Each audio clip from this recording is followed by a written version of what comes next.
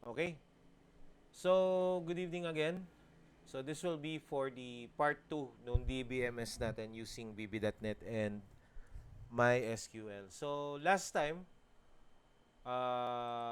for batch A and B, I think we already did this, yung management natin. Okay, kanina may pina-add lang ako doon sa mga batch A, which is yung design para sa category, books, and course management. So, for batch B, tomorrow, yan yung task natin. No? We will going to create the management, the design for category, books, and courses. So, basically, ito na siya. Okay, ito na yung ating ginagawa. So, I will not be discussing the student category, book, and course management. Dito lang ako kay user management. And kayo nang bahala magtuloy dun sa iba pang mga different management. But for now, we will going to discuss the way on how we will going to program yung user management. So, as you can see in my user management, we have user ID, first name, last name, username, password, and yung position. So, take note yung position natin is a combo box. Static lang yung laman yan. So, meaning, once you click this, okay, hello baby. Okay, so, punta tayo doon sa edit items. Ayan, nilagyan ko lang ng librarian and staff. Okay? So, once we run, thank you nga pala kay Jensel sa pagpapahiram ng program niya. Okay? Okay. Sa kasi, yung ano niya kasi tapos na yung design. So, anyway, okay. Medyo may i-edit lang tayo ng konti. Since user management to, medyo malaki ang kakaining space. So, I'll just uh, maximize all the tables, no? Yung mga ano natin, columns. Okay. After that, we just run. Try natin muna. So, admin. Okay, then log in. So, nandito na ako sa admin. Ito yung admin. Once you click user management, ayun, dapat lalabas na rito yung mga data. Okay? Yung data nung nasa table natin. So, yung table natin, I think nandito. Yan. So, as you can see, under users, okay, ito yung content natin. Okay? Nakalagay na yung content. Okay, so ayun, nandito na rin. So, ano lang naman yan, mga sample-sample lang naman yan. So, okay na yan. Okay? So, nakikita na ngayon natin yung output natin. So, once you click, dapat lalabas dito yung data. Ayan, lumalabas na yung data natin. Okay? And, remember, pag nag-click tayo rito, na hindi natin click yung add, dapat hindi natin ma-click yung mga data dito. So, ayan, hindi ako makakapag-click. Okay, so once you click add, oh yun, tama, nabura. Mabubura dapat yung nakalagay dito. It means you will going to allow the user to type anything here. Okay, yun nga lang kita yung password. So dapat yung password ano to, no? Naka password character. Then you can now select the position that you want, no? Librarian or staff. Okay, and then after that, if you click save, dapat masisave na yan sa database natin. And then, ma-add dito sa ating list view. And that is our first thing that we're going to do. How to add records. Okay, so stop muna natin yan. Okay, before we add the records, the first thing that you need to do is, of course, to observe the database. Okay, ito yung database natin sa users class. Okay, so tingnan nyo yung ano niya, yung user ID, Fname, Lname, username, password, and the position. Dito kasi tayo maglalagay ng data. Dito, mag-a-add ng data. So, dapat kabisado natin yan. And remember, if you were going to add records, okay, or save record, gumagamit tayo sa SQL ng command, okay, na insert into. Yan. Yan yung command natin. Okay? So, insert into ang command na ginagamit. Now, if you were going to look that on the punta tayo rito sa ano natin. Okay, sa Google. Okay, insert into MySQL. Tingnan natin kung paano ba ginagamit.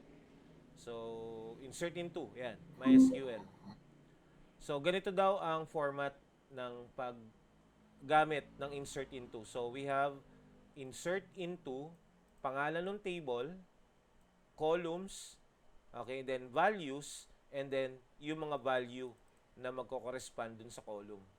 So, itong columns, yan yung mga to. Ito, yan o, user ID, fname, lname. And then yung value, syempre, galing sa text box. No? So, copyhin natin to. I think this is the syntax of using insert into. So, dapat daw ganyan. Tanggalin na natin yung semicolon. Okay? So, ganito yung gagamitin natin, class, na syntax. Okay? Insert into, pangalan ng table, columns, and then the values. Okay? So, let's go back to our code. So, yung add, walang command dyan. Kasi ang command lang natin sa add is very simple. Yung pag-enable lang, tsaka pag-pulse. No? True or false lang dun sa text box. Okay? So, walang command dyan. Ang command natin will be on the save. Okay? So, dito. Double-click save. And as you can see, blank yung save natin. Ayan, walang laman. Okay. So, what will be the command? So, ang first na gagawin natin is to determine if all of these things has a value. Okay? So, what is this? Dapat may naming convention to, no? So, good for, for Gensel, nilagyan niya na ng naming convention. So, this is txt um. Bakit um? User management. No? So, txt um fname, txt um lname, this is txt um username, txt um password, and cboum position. So, all of these are the text. Okay? And syempre, meron tayong user ID. Ayan, txt um user ID.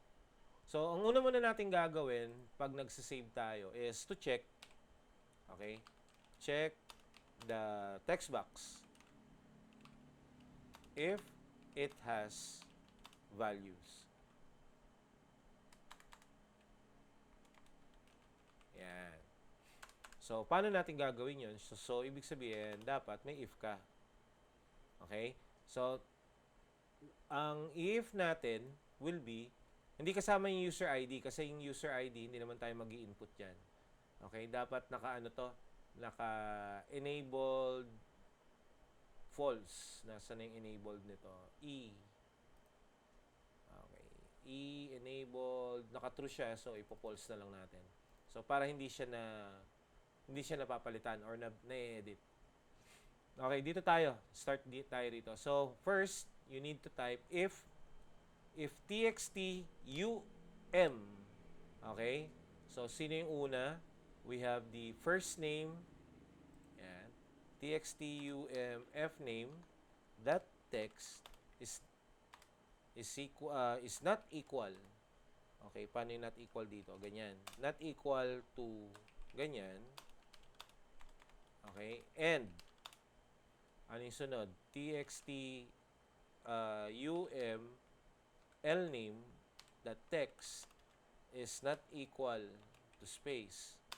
Then, and ano pa yung kailangan natin? We have username and password. So, dapat laging may laman yung username and password.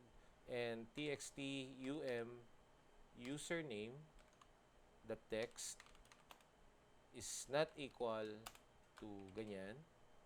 And txt password, that text is not equal to space.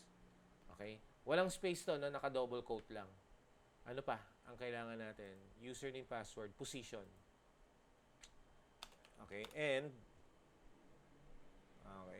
gawin natin lagyan natin ng options, text editor, basic dapat naka-word wrap. Yan, para bumaba. Yan. So, the end, may end tayo rito. And CBO, UM, position, that text is not equal to ganyan. Okay. Then, okay. So, napansin nyo, lahat ito naka-end. Ibig sabihin, dapat lahat yan may laman. Okay. So, pag wala daw laman, or not equal to space, dito natin gagawin yung logic ng pagsisave. Okay. Pero pag else, okay, pag merong walang laman dyan, may lalabas na message box. Okay. So, message box, open, lagay natin yung prompt, lagay natin ng warning, then VB, okay, only. Okay, then lagay lang natin yung warning. Please input or enter values to the following fields. Yan. Okay, and then close. Okay, lalabas to, and then, of course, hindi niya isi-save. So, subukan nga natin. Let's try to run. So, eto, wala pa tayong linagay dito, no? So, pag else lang, pag wala siyang laman. Okay? So, pag tinype natin, yan, nag-login tayo. Okay? And then, yan, pag nag-click ako ng add, okay, and then nag-click ako ng save, yan, may warning siya nakalagay. Ay, baligtad. Sorry. Nasa taas nakalagay. Okay, baligtad. So, dapat pala,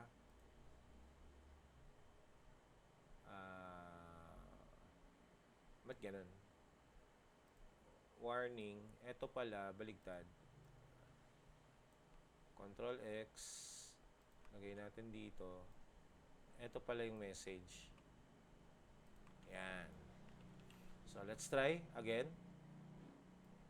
Admin. Okay, login. Okay, so pag nag-click ako ng add, pag nag-click ka ng user management, lalabas dapat yung data dito. So, wala ka makiklik dito. Okay, pag click mo yung add, okay, dun ka palang pwede mag-add ng data.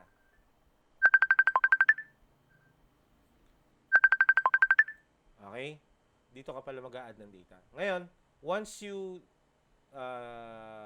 save, let's say accidentally na-click mo yung save, ayan, please enter values to the following fields. Okay? So, yan, hindi ka makakapag-save. Okay? Kahit mag-type ka rito, kung yan lang yung naka-type, hindi pa rin magsisave yan. Kasi kailangan lahat yan may value. So, pag may value lahat, pag click mo yung save, ayan, walang error. So, it means, gumagana na to. Itong part na to, yung then. Okay, so let's go now and save. So, paano daw isi-save? Okay, wait lang .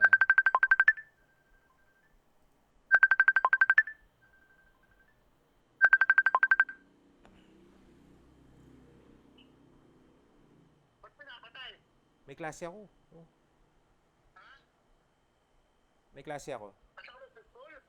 Ha? Mamayang konti. Send ko mamaya. May class lang ako. Sandali lang to. Okay.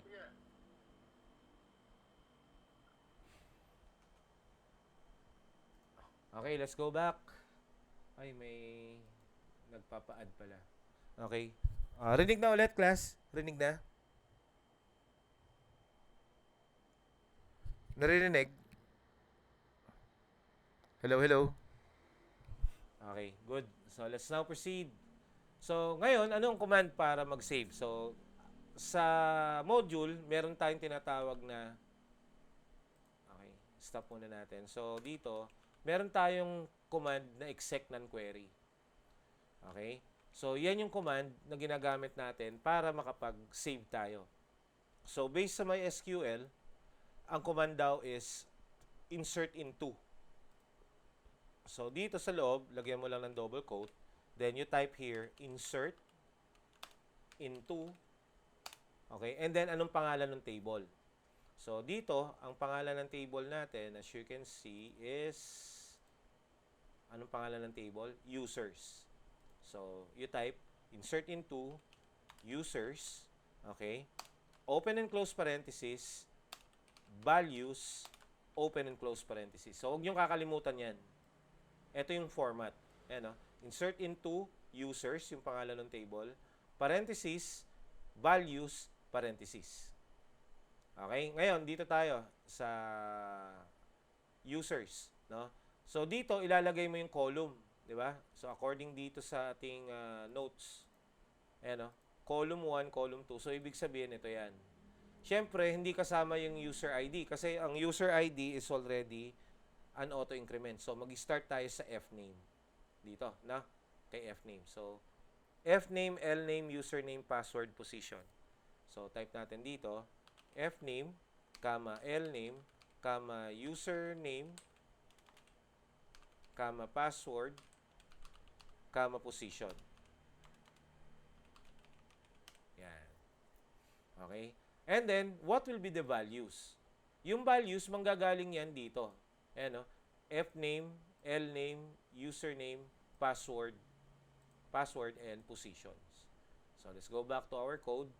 So, first, after that, values. Nandito na tayo sa values. So, para kay Fname, okay, maglalagay tayo ng, remember, yung single, double. So, since ang Fname natin is text, you just type here, single, then double, then ampersand.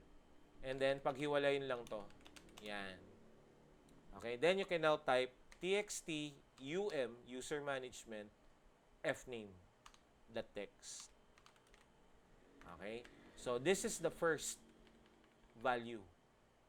Okay, so itong value na to para dito yan. Okay, next, comma. Okay, kasi may kasunod pa. Ang sunod naman is lname. So, same.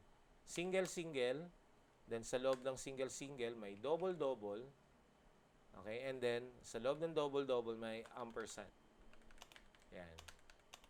Yan. So, type natin ngayon yung txt lname. Okay? Lname.text. Okay? So, after that, after nung single quote, comma ulit, then space. After nyan is username. So, same, double, ampersand, space, then txt username text. Okay, and then comma dito ulit, then single, double, ampersand para naman to sa txt password text. Okay, then lastly, yung position na tayo.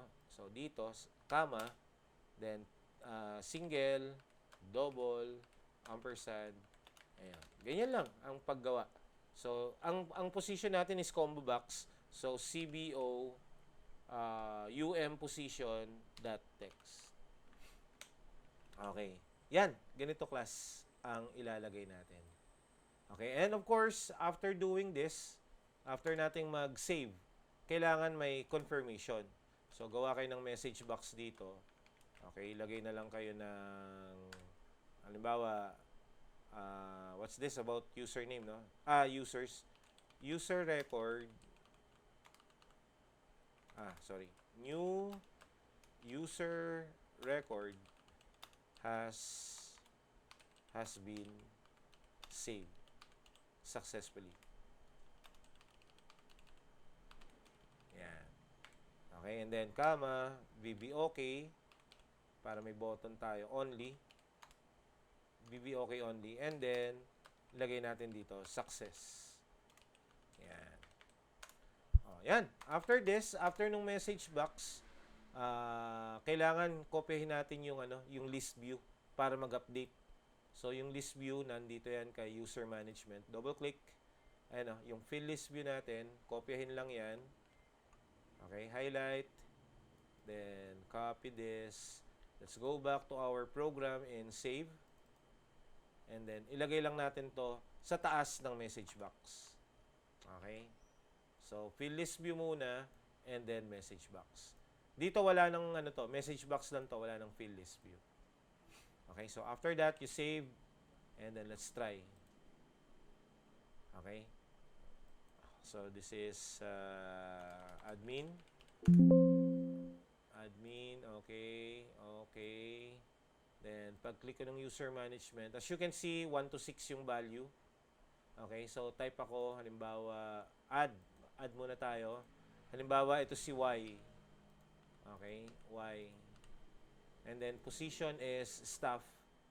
Pag-click ko ng save, ayan, class. Ayun, si Y. Andito na si Y. Okay, and syempre, kung nandyan yan, most likely, nandyan din sa database yan. So, if this is your database, press refresh. O, yun. Andito na si Y. So, that is how we save data. Okay? So, dapat yan, pagka-save, dapat yung program ng refresh, magaganyan yan pag na-save. So, kunin natin, ang gawin natin, kunin natin yung program ni refresh. Ito, lahat to. Okay, copy natin to. And then, punta tayo kay design sa loob ng save. Okay, so after niyang gawin to lahat, hanggang dito, paste mo lang yung command. Okay? Yan. So, tingnan natin ulit.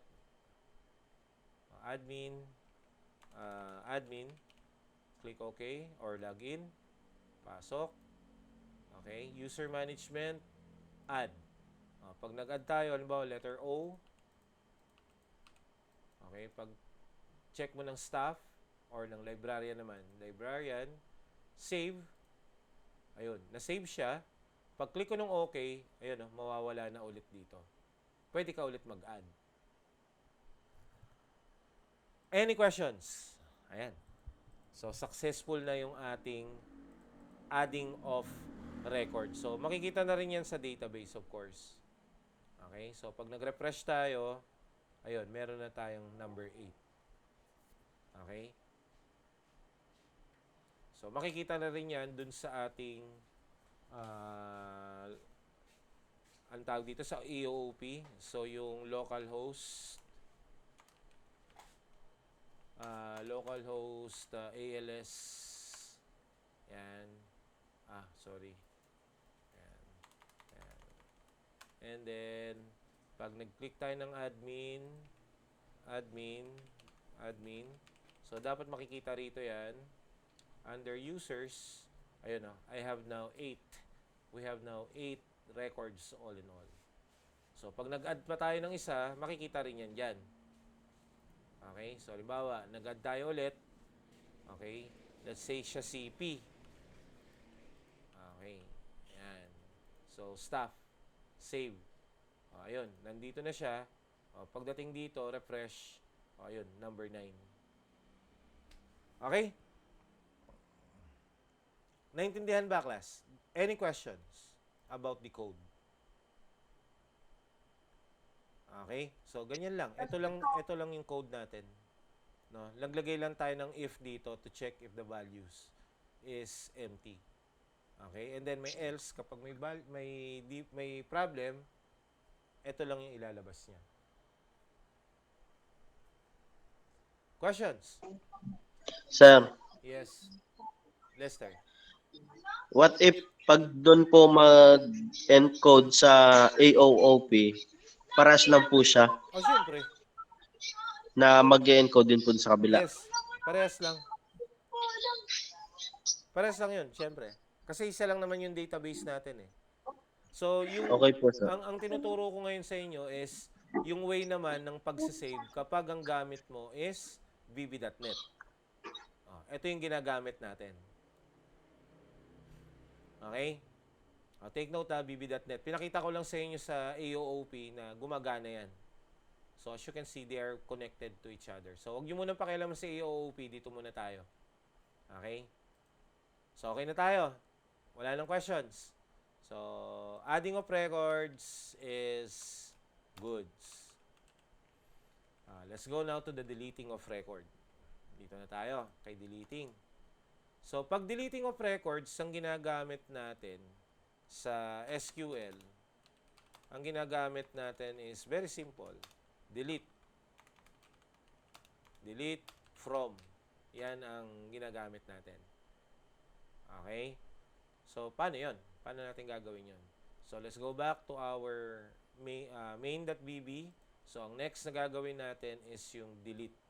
Ito. So, double click. So, this is called as btnum delete. Ito yung name niya. So, double click. Walang laman. So, ibig sabihin, lalagyan natin to ngayon ng program para mag-delete. So, pag nag-delete, okay, take note ayan run natin ulit yung ginawa natin. So, dapat may restriction yan. Login. Okay. Pag click mo yung user management, lalabas na rito yung records natin. Let's say, di-delete ko yung number 9. Pag click ko yan, lalabas dito yung data. Pag lumabas na yung data dyan, pwede mo nang i-press yung delete. Pag press ko yung delete, okay, eto, dapat may lalabas na message box, confirmation, do you want to delete this record? May yes or no yon. Pag nag-yes ka, mabubura yung record. Pag nag-no ka, wala siyang gagawin. Okay, nakuha? Okay, so pag nag-click ako dito, delete, may lalabas, do you want to delete this record? Pag nag-yes ka, mabubura. Pag nag-no ka, walang gagawin. Okay, so paano gagawin doon? So let's go now to delete. Okay, so first, declare kayo rito ng variable dim as string. Yan. Dim as string. So as you can see, gumuhit yan kasi wala pang value yung ans natin. So in this case, gagawa kayo dito ng message box. Lagay nyo lang dito, ans is equal to msg box. Okay? Then, lagay natin yung prompt. So, ano ba yung sabi natin? Do you want to delete this user record? Okay? So, may tanong ka na itatanong sa kanya. Then, comma, ang gagamitin natin dito is BB yes, no. Yan. So, dalawa yung pagpipilian. It's either yes or no. And then, lagyan natin dito ng warning. Okay? So, kaya warning, syempre, pag magbubura ka, kailangan may idea ka kung buburahin mo ba o hindi. So, that's why warning yung nilagay natin dito. So, after this, check natin kung ano na nangyari. Admin, and then login. Okay. Check natin ulit. Pag click ko si 9, nag-delete ako, ayan may lalabas. Do you want to delete this user record? Yes or no? Pag nag-yes, buburahin. Pag nag-no, hindi buburahin. So, paano ngayon yun? So, dito, after natin ng ans is equal to message box, the next thing will be an if condition. So, if ans is equivalent to VBS, okay? So, ang ibig sabihin ng VBS, dun sa VBS, no, pinili mo yung yes. Okay? So, kapag yes ang pinili mo, buburahin na natin. Of course, we're going to use exec non-query. Okay? So, exec non-query, open and close, and then double quote. Okay? Para magbura, we use the command delete from. Anong table? From users. Then, meron tong where. Okay? Where what? Ano yung ilalagay natin dito? Okay? As you can see dito, di ba magkiklik muna tayo rito and then mabubura na natin. So, meron tayong user ID sa LVUM user. Ito yung magde-determine kung ano yung buburahin natin. Okay? So, lagay lang natin dito, where user ID is equivalent to, okay? Since ID yan, at number, so dapat walang single-single, dapat double-double lang. Double-double, ampersand, then space, then don't forget to put val, kasi dapat integer yung magiging value natin dito. And then tawagin mo lang yung, ito yung user ID. Okay, this is under LVUM user. So, type lang natin dito, val, LVUM users, that selected items, then array of 0, that sub-items, which is also 0. Okay, bakit 0 yung sub-item? Ayan, no? Kasi unang-unang data yan. Okay, di ba naka-array yan? 0 to, 1, and then 2, then 3. So, ang user ID is sub-item 0. Ayan, sub-item 0. Okay, that text. Okay. So, nakukuha. Ayan, no? Delete from user, where user ID is kung ano yung sinelect mo dun sa LVUM user, na ang sub-item niya is 0. Okay? So, this is now the command. Okay, after niyang burahin, dapat may message box na naman. So, MSG box, lagay natin, double quote. Okay. User record was successfully deleted. Deleted. Dot. Okay, then, lagay lang natin ng VBOK. Okay only. And then, success. Okay. So, yan yung lalabas. And then, of course, we need to use the field list view. Ito. Kokopyahin lang natin tong field list view rito sa users. We just copy this. Okay. Kasi kailangan mag-refresh nung list view natin. So, meron tayong field list view dito sa part na to. Okay? That is if yes. Okay? If no, wag nyo nang lagyan. No? Kasi wala naman siyang gagawin. So, ito lang yung command. Okay? So, dinelete, ni-refresh yung list view, and then naglagay ng message. Okay? So, let's try. Run. Admin, click login. Okay? So, click user management. Punta tayo sa dulo, yung number 9. Okay? And then, I press delete. Do you want to delete this record? No. So, wala siyang gagawin. Pero, pag nag-click ako ng isa, then nag-delete ako, nag-yes ako, as you can see, lumabas, successfully deleted, and wala na rito yung 9. Okay? Wala na yung 9. Okay? Burahin ko rin ito. Number 8. Delete. Yes. Okay. Ayan o. So, 7 na lang sila. Okay? So, if you were going to check that on our database, refresh. Hanggang 7 na lang din yung records. Any question? Question? Di ba? Ang dali. Kaya kanina pinatapos ko sa inyo yung mga management kasi madali na lang to class, no? Sa lahat ng management, ganito lang naman yung pag-a-add at saka yung pagde-delete. Napapalitan lang ito yung command. Okay, syempre ito user management, users yan. Pag student, delete from students where student ID equals kung ano yung list view. Questions, class?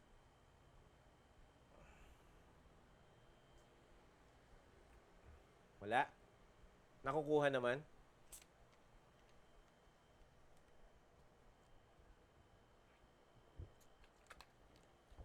Sumasagot tulog na yata Okay.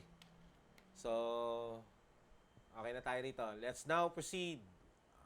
Let's go to our notepad. Okay na tayo kay... Goods na to Okay, sa editing of records. Sorry. Hindi pala rito. Dito pala yan, no? Sorry. Dito yan. So, nakaligtaan natin si number 2. Okay, si number 2, madali lang yan. Okay? Editing of records, pag sinabi nating editing, may value siya, kaso papalitan mo lang. Okay, may ipapalit ka, may i-alter ka lang. So, sa SQL, ang editing is update. Update, set. Yan ang ating command. Okay, update, set. Okay, so let's go now to edit. Tingnan nga natin yung edit ni Jensel. Yan. So, admin. login. Okay. Tama kaya yung kanyang command? So, click. Ayun, tama. Ayan, pag click nyo yung edit, dapat, dito may mali. Dapat, hindi nakiklik yung save. Dapat update. Pag click mo ng edit, update tsaka refresh lang. So, burahin natin yon. Let's go to edit again. Okay, dapat yung save, nasan yung button save? Ito, naka-true. Dapat ito naka-false. Okay, again, let's try. Mali. Admin. Okay, login. Okay, so user management, pag nag-click ako dito, pag nag-click ako ng edit, ayun, update tsaka refresh lang. Ayan, pwede na rin akong mag-edit. Ayan, kung napapansin nyo, nakiklik na natin to. Okay, that's good. Ang next na gagawin natin is, mag-edit dapat tayo rito. Halimbawa, yung Y, pinalitan natin, dinagdagan natin, pinalitan natin yung stop, ginawa nating librarian. Dapat, pag nag-click ako ng update, yung record number 7, okay, user ID number 7, dapat magpapalit yan. Okay, so paano yun? So, let's go now to the program. And let's go to update. Yan. Okay, dun sa update natin, okay, ang gagawin lang natin dyan is, of course, exec non-query. Remember the command, same lang din naman. Okay? Then, the command is update. Okay, update. Ano yung update natin? Yung users. Okay, update users, then set. Okay, then, ano yung mga i-update natin? So, sa database kasi, di ba, meron tayong, ito, first name, last name, username, password, and position. So, yun yung i-update natin. So, update daw natin yung fname is equal to, okay? So, set fname equals to, ano yung magiging value? Saan tayo kukuha? So, again, single, double, ampersand, ampersand, and then this will be for txt fname. The text. So, meaning, kung ano man daw yung laman nito na binago mo, dito masisave yan. Okay? Then, after that, comma, space, lname naman is equal to single, double, ampersand. Okay? Then, txt lname, the text. Okay? Next, after this will be username. Okay? Is equal to single, double, ampersand. So, txtum username, the text. Okay, and then, after that, comma, password equals single, double, ampersand. Okay, txtum. Tingnan nyo, class, ang bilis. Basta't meron kang naming convention, okay, mabilis mag-type ng program. Next is the position. Okay, equals to single, double, ampersand. Ayan. And then type CBO, combo box to. Combo box position, the text. Okay. After this, may where yan. Where, okay, user ID is equivalent to, yung parang sa delete lang natin yan. Ayan, yung where user ID. Okay, is equal to double, ampersand, and then val, don't forget the val, and then LV users, LV pala, users, okay, that selected items 0, that sub items 0, the text. Okay, so after niyang execute or mag-exec ng query, copy nyo na lang to. Okay, copy nyo na lang yung message box. Hindi, kailangan pala itong dalawa. Copy nyo na lang din yan. Okay, So, i-check niya yung Phyllis View, i-update niya yung Phyllis View, and then after niyang i-update, user record is successfully updated. Yan. So, meron tayong una, we have successfully saved, we have successfully deleted, and yung last natin is successfully updated. Save, let's try. Admin. Okay. Then, after that, let's go to user management. Etong si Y, eto siya. Edit. Okay. So, ginawa ko, YYY. Yan. Dinamihan ko si Y. And then, ginawa ko siyang librarian. Okay. Look at number 7, ha. Ito yung number 7. So, pag in-update ko yan, so as you can see, nagpalit siya. Naging librarian na siya. And then, okay. So, ayun. Nagbago na siya. So, once you click refresh, mababago na naman yan. Okay? So, nakuha. So, number 7 is YYY. So, dapat sa database, number 7, ito pa rin siya. You need to refresh. And once you refresh, as you can see, nag-change siya ng value. Any question? Diba?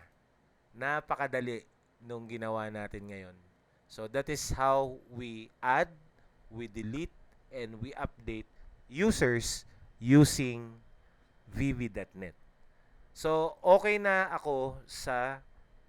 Kompleto na to, yung management natin sa user. Kompleto na yan. Nakakapag-add, edit, delete, save, refresh. Ang gagawin nyo for the rest of the week is you need to finish the update, the save, and the edit, yung delete pala, update, save, and delete for students, categories, books, and course management. Okay, since natapos ko na yung user management natin. Okay, yun lang, within this week, dapat matapos natin yung part na yun. Kasi next week, we are now ready for the transaction, yung borrowing and returning na ng books. Okay, any questions, class? Magtanong na para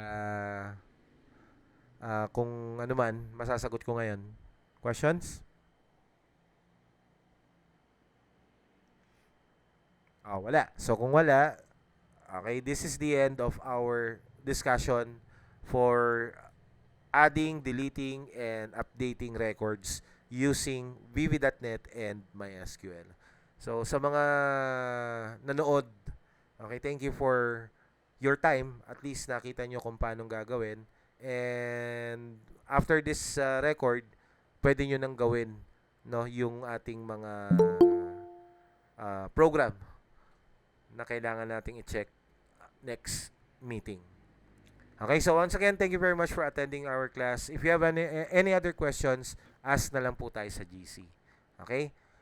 Thank you very much. Thank you, sir. Thank you.